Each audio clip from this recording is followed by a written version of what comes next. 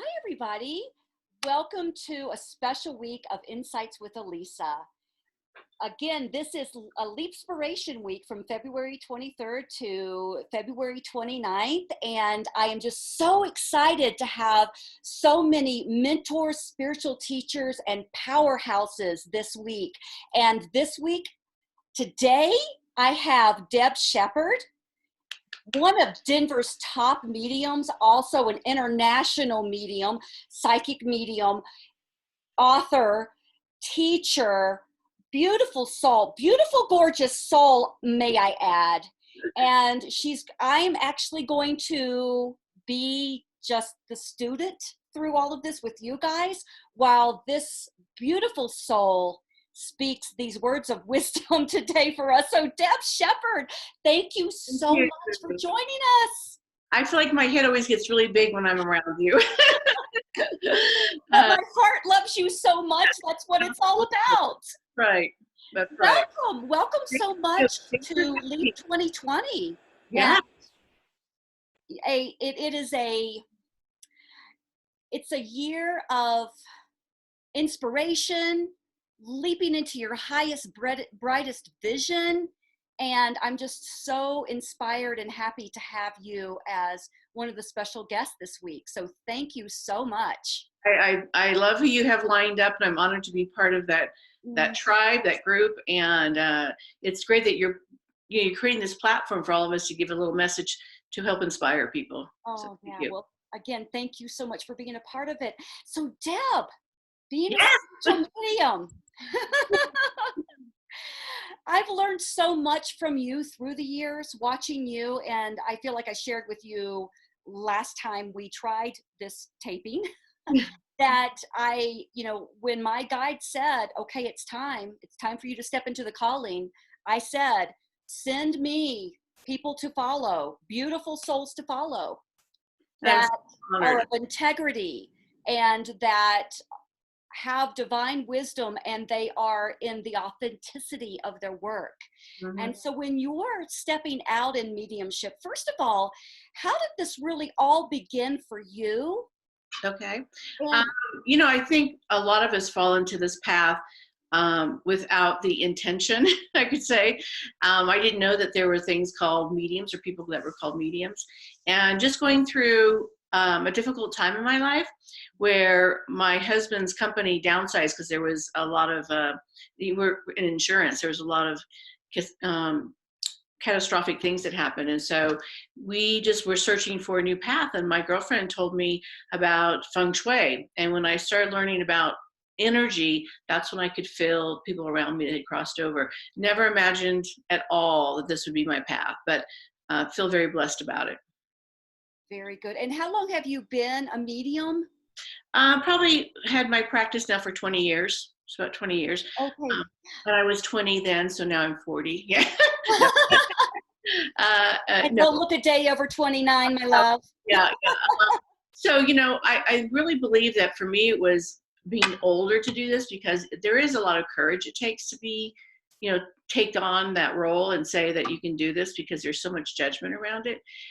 So I think for me, being older and learning about this was probably much more of a better fit for me, where some people are really young figuring it out. I wasn't one of those. Sure. And I was the same way. I actually had the gift or the ability, and I hid behind it for years. And I actually came out when I was 42 myself.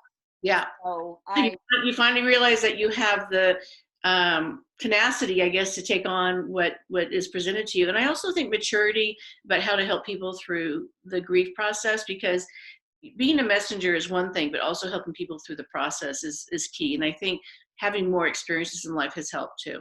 Sure, exactly. And one thing that I feel that is such a connection with you is, I'll tell people, don't think being a medium is all party tricks. Yeah, really. If you're called to do much, you're going to go through much. Yes. And I've read your stories through the years and seen some of your television interviews and listened to your radio spots, and you share your story. You share that you've had to go through it so you can sit through it Mm-hmm. and hold space for other people. And that's what I feel like is so valuable and inspiring to Right. others. And yeah, I always tell people, if you go to someone and they say they've learned everything, take your money and run, because Yes. transparency is that you're always going to be going through challenges, and because you're always learning, you're never done. So it's important to be able to face those things and be more transparent so other people can feel like they can do it too. Oh, absolutely. Absolutely. Now, you and I have very similar philosophies around mediumship. Yes. There's a difference between, and I love what you say about there's a difference between passion and purpose, Right. and your ability and your calling. Could you speak a little bit more on that for us? That would be amazing. Sure, thank you. One of my things I love teaching, matter of fact, it's coming up another workshop where we talk about your life's purpose, and people think it's your passion or your calling or things like that. And I always believe that what we're good at is what we give back to the planet and to those if we choose to. And our purpose is the things that are really challenging. So we're here to grow, become more enlightened, and that means you're going to go through some hard steps. So your purpose is what you really suck at. your passion is what you want to do things for. So my passion to helping people heal is very important. But I've gone through an entire lifetime of judgment and abandonment and value and those kind of things. Those are the things that you're here to learn. So that is your purpose, where our passions are something giving back that we love. So that you're an artist, or if you are a chef, or whatever that is out there that you love, that's to me not your purpose. It is what you give back to this planet. I love that. So beautiful. Thank you so much for sharing that. Now, those people who are now aligning with their abilities and feel like they're being called to be a medium, what advice would you give to them? Because if you have the ability, do you always feel that a person should step out into mediumship? No, I think, like if you're a great artist, you may not want to sell your art. You may not enjoy it. So I think if people want to do this, the main thing that I try to teach people is that we all can connect with our loved ones. They may not want to be a medium, though. They may just do it for their own, their own healing and their own discovery. I think it's all about balance. It's having a great support system. Because as you and I've talked before, it can be exhausting. It takes a lot from your energy it takes for being a medium, and having that support system that can help you create that balance in life, because you can become overwhelmed. And I've learned, this was several years ago, I learned to really turn it off. So if I'm at the grocery store, or I'm with friends, or I'm with you, I'm not reading people. That's my time to have interaction. But when I have an audience in front of me that's there for readings, then I shift it on. And most people don't know how to do that. And that's the key to really, in my opinion, stay sane, because it can be very overwhelming for people. But, I think the more of us that come out and talk about it being more normal, for us, for you and I, it's not weird. When people go, oh, isn't this really weird? It's like, that's our normal. So it's just getting more used to how this stuff works. Exactly. Yes. And I know that you've written a book, and I would love to share more about that, but when you're standing and showing up, and first of all, thank you so much for showing up in this world. Oh, thank you. Thank you, with your abilities and with your love and your heart. But when you do show up and you're in an audience, or if you're with someone privately, yeah, what does that do for you? And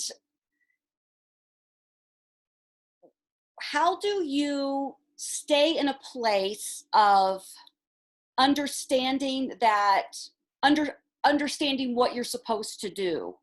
And I think it's with anyone's profession, you learn how to manage it. You learn what your role is. So between being an accountant to being a nurse or a vet, or whatever that role is, you take on that energy.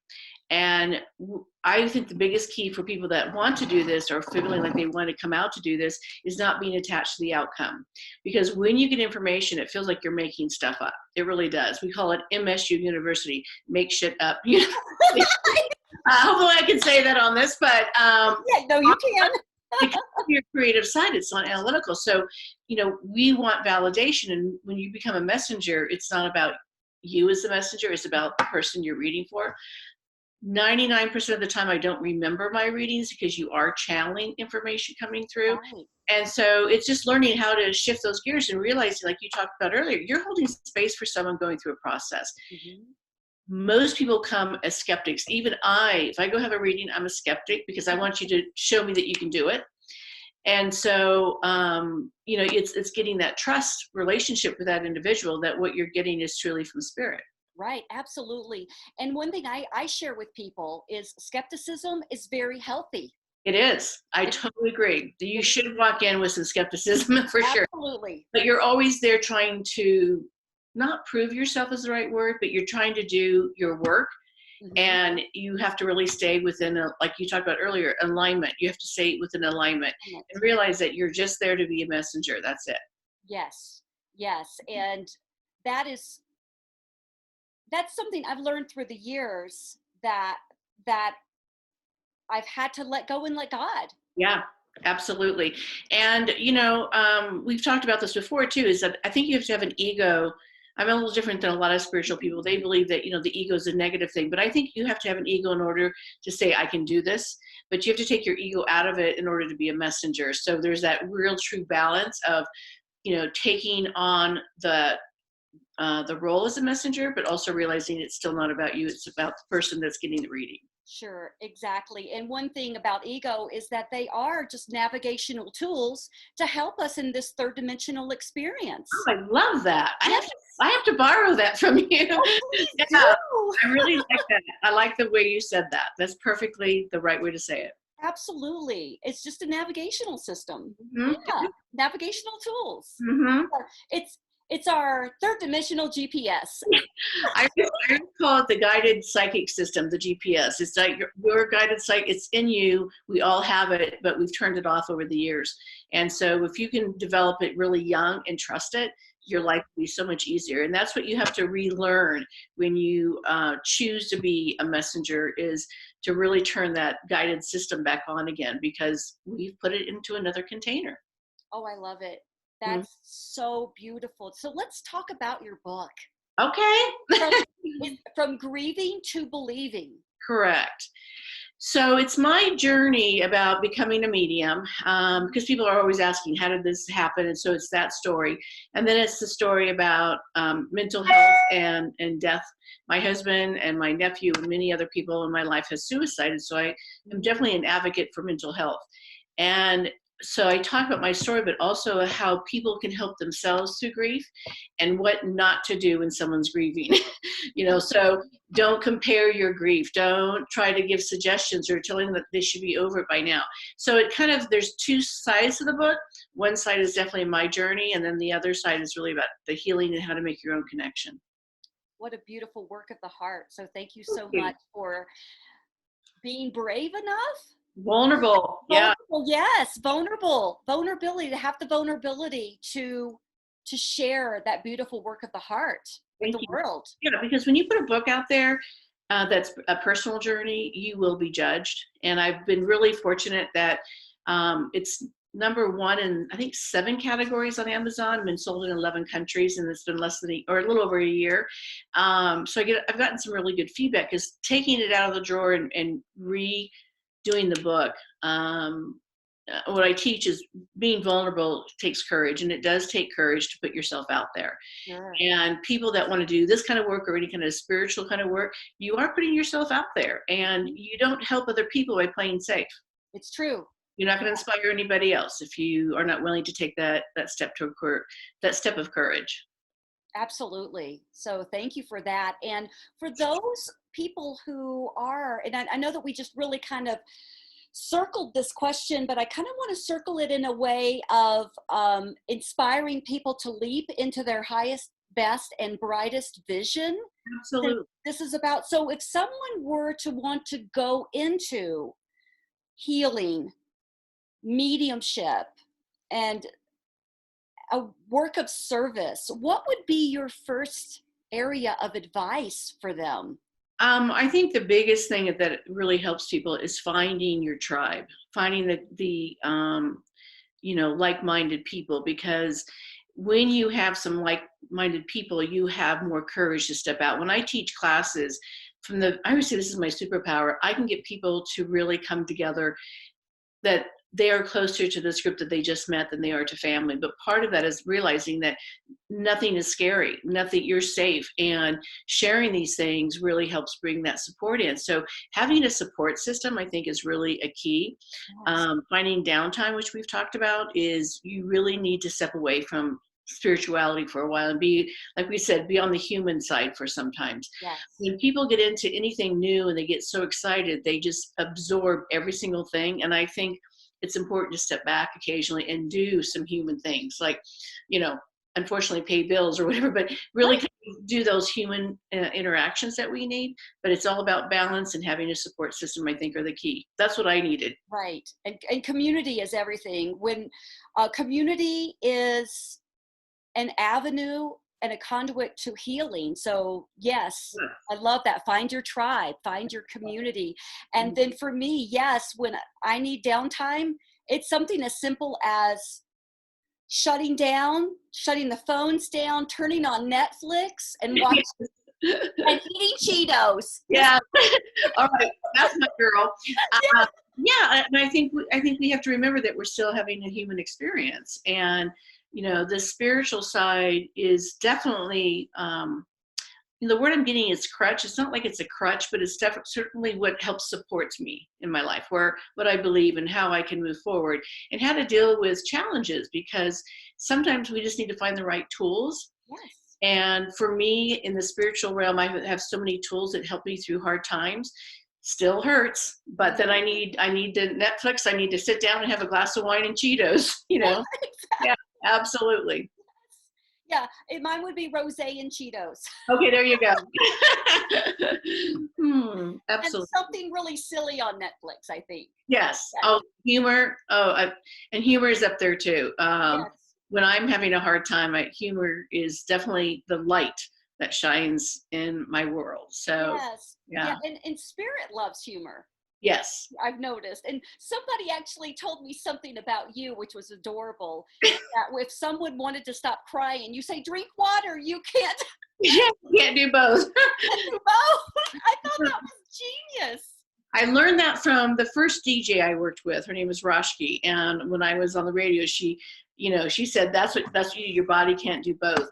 But yeah, I think it's finding the sense of humor is a key. Yeah. How did you know that this is where you wanted to go in life? I mean, what was the turning point for you? Well, the turning point for me really was, and I kept fighting it. I kept, religious background, somewhat like yours, very strict religious background. And I kept pushing it down and feeling that I needed to validate my gifts. So one thing that I did do, I think I got every certification in the world to try to validate my gifts. That's why I said people they want to go get these certificates. And I'm like, yeah, you don't really need validation, but as a human, we do. Yes, turn into you. Yes. And I have a PhD in religious philosophy. And oh my goodness. And I did that to try to please my dad. But I'm so happy to have that education now, but it did not sync up until I really stepped into my truth. And what really happened for me was about 7 years ago, I was shown what I was hiding behind. And it was a very sad, narcissistically abrasive marriage. And I finally just got down on my knees, and I was in like the potato cellar part of that home because it was a very old home.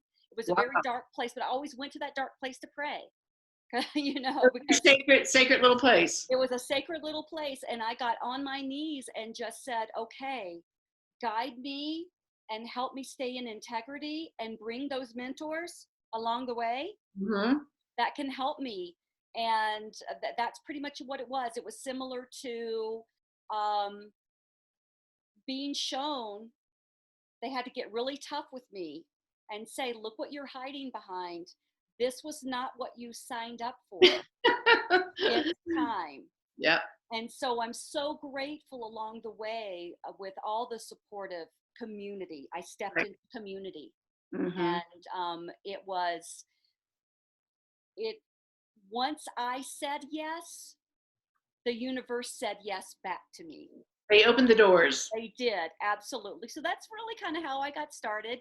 And I've been out professionally for about 6 years, but if, for about 20 years, if you knew the password and you knew a friend of a friend of a friend, you got to be. That's adorable. And, Oh, I think we have to, in my opinion, what I've noticed is sometimes we have to go through pain in order, I always say it's the rebirth without the epidural.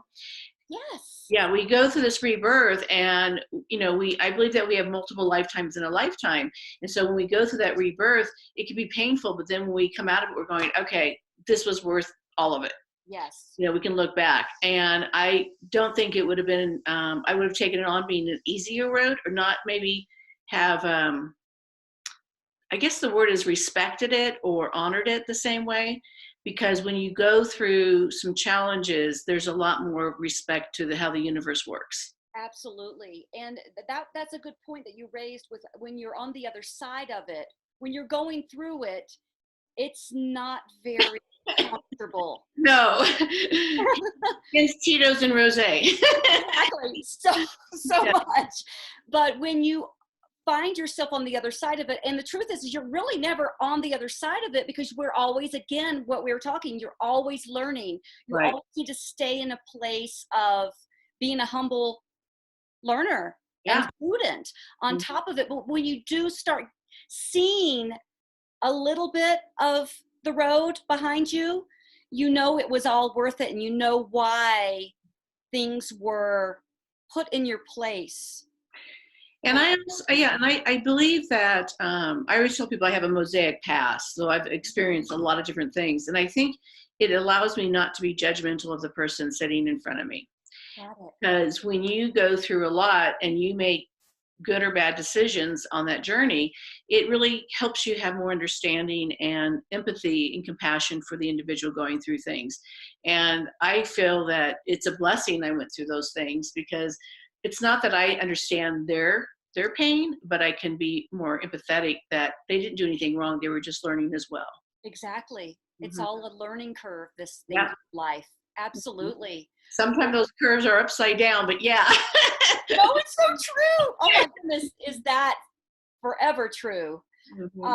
So segueing into my question Okay. about energy, which we have to share with everyone, that we actually sat down for this interview on Tuesday. And it being Mercury retrograde, blank space recorded up until the last minute. And then you and I being mediums, all that energy is like, woo! It went crazy. I went, oh my God. And Sam, my assistant, and I were looking, and I said, oh my gosh, Deb was right.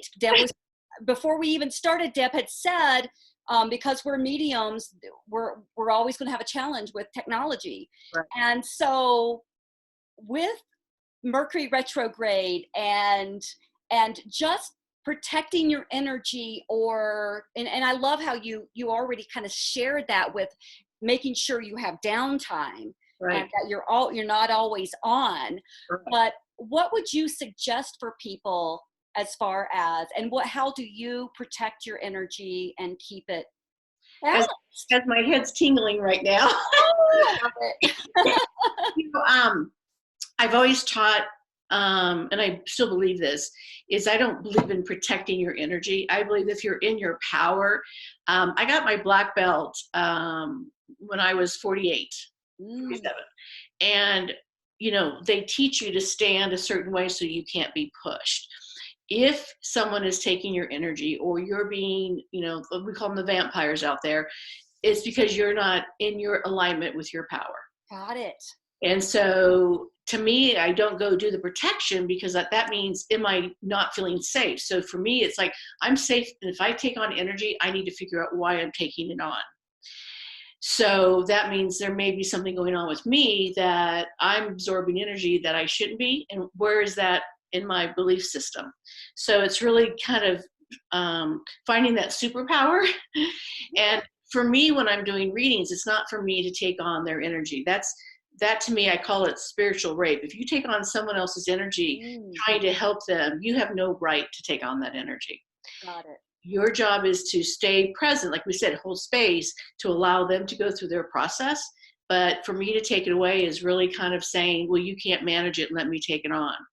And they signed up for certain things to learn. I don't have the right to take it away. So to me, it's really staying in that belief system that I can feel their energy, but it's not for me to take it on.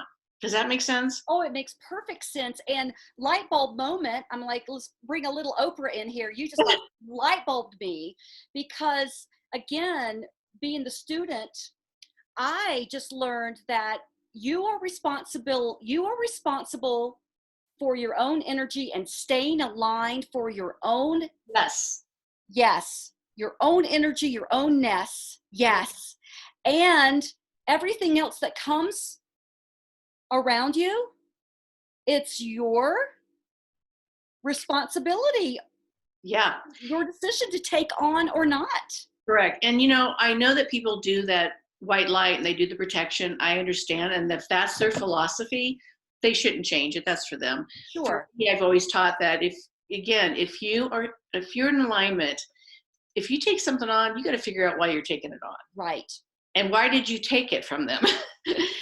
Yeah, taking ownership for why you took it on. Yes. Oh, boom. Boom. Off the mic, exit stage left, Missy. Yeah. And really it's because we're all when you are a healer, you do feel energy. It's normal. So to me, walking around with that protection is telling the universe, you don't feel safe. Right. And I am safe. I know that if I got to deal with it if it's coming my way. Exactly. Yeah. Beautiful, beautiful analogy. Thank you. Thank you. Wow, that was huge. Again, if people still, don't agree, they need to take on whatever that's just my philosophy anyway. Right. But if you also do, and I agree with you, but if you also do look at it from the aspect of we are all responsible for what we put out there and what we bring in. Correct. It brings ownership and, like you said, empowerment and takes you back to your own power without feeling like you have to protect yourself from everything else. Yeah. It's like, well, it's not mine to take. Beautiful. And people can still, I can still take it on. I do sometimes where I've been irritated or upset and I've taken things on, but I also figure out a way to, where is that coming up in my life? What resembles that? What mirrors that I'm taking on? Sure. And usually it's something from the past that I have not still dealt with. And I then need to look at why I've not dealt with that and how do I then go through it. So, we all have triggers. We all have those little triggers that show up. And when they do, it's not to let go of them. It's to say, okay, what's my part in this? Right. Yes. And how do I release it? Yeah. Because obviously this is here in front of my face right now in this moment and in my energy field because I need to release it. Now I need to work through the steps. Yeah. Beautiful. So now you've got another tool. Oh, I love it. Yes. No, thank you so much. Gosh. Yes. And I totally had the philosophy of understanding that we are responsible for our own alignment.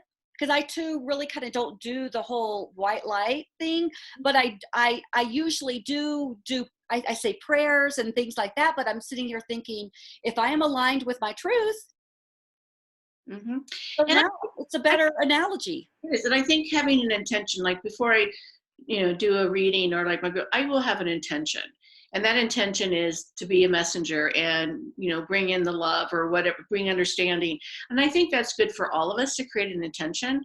But to feel like I'm vulnerable is not what I want to bring to the table. Exactly. There you go. So beautiful. I just love that so good. much. Sure. I'm glad you're embracing it. Thank you. Oh, yeah, absolutely. Totally embracing it. And like I said, I started this whole talk with, I'm stepping aside because I've got so much to learn. So thank you so much. Oh, thank you.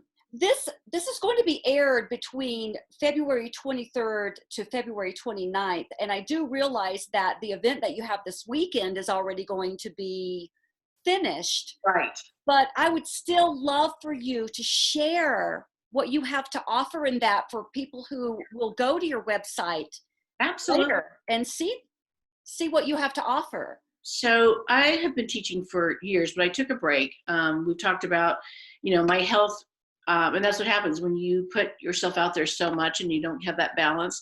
The universe said, okay, you need to take a back step. So teaching has been one of my passions. I love being a messenger, but giving people the tools and another way of looking at their life is something truly that's a gift to me, and I'm always learning. Mm-hmm. This weekend is a workshop called Soul's Contract, and it's our purpose for being here, which is not our passion. So it's what we're here to learn. And I basically teach that we have multiple lifetimes in a lifetime, and we will have these different experiences in our lives to grow and learn, become more enlightened. I also have a workshop called Awaken, and it is really about shaking up your world a little bit and making you feel that there are other ways of dealing with your life. And it's a very interactive workshop. So you're not sitting back taking notes. You are literally moving. I love it. And the classes are small. We make them under 30. I think this weekend is like maybe 15 to 20. So you really get some one-on-one as well. Right. We bring humor to it, and people become very connected after a workshop. So I would love for you to come to one of them. I would absolutely love to. Absolutely. Again, I am forever learning. And I also love what you just shared with there's movement and everything is interactive. Yeah. You're inviting your students to turn their insight into action. Right. So that is just beautiful. So yes, I would absolutely love to learn from you, Miss Master.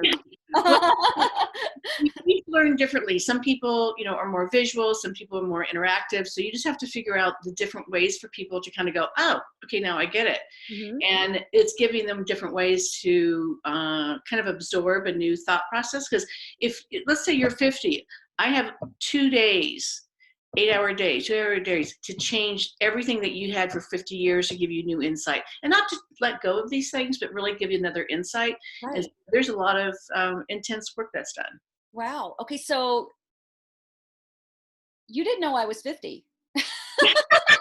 No, does that help? That's what I wanted to share with everybody who's viewing this right now, the powerful medium that you are. And again, you were just feeling the energy.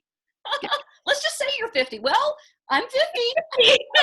Well, then that's good. And so it's not changing everything, but we do along our life, we have experiences, and then those experiences can create fear or tools. Mm-hmm. And it's really trying to put light on those fears that just because it happened before doesn't mean it's going to happen the same way again. And so that's really what you're trying to enhance in people's lives. Beautiful. Beautiful. So you have that, and that'll be, that's going to be this weekend, which is going to be before this airs, but then do you have more scheduled this year? Absolutely. Okay. And they just need to go to the website, which is my name, debsheppard.com. Mm-hmm. And there's some things coming up in March, and we're going to be in Monterey, I think, like in May. So come out to Monterey.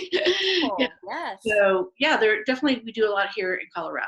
So. And that's Deb Sheppard with 2 P's. 2 P's, A-R-D. Yes, that's correct. Yes. Beautiful. Beautiful. Well, Deb, thank you so much from the bottom of my heart for doing this yet. Not this one, but yet another time.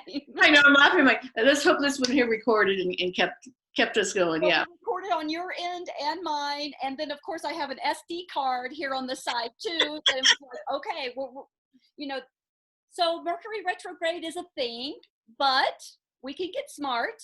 Yes. Try to navigate around it. So thank you so much for sharing this empowering moment with us. And I've learned so much from just sitting with you. So from the bottom of my heart, thank you.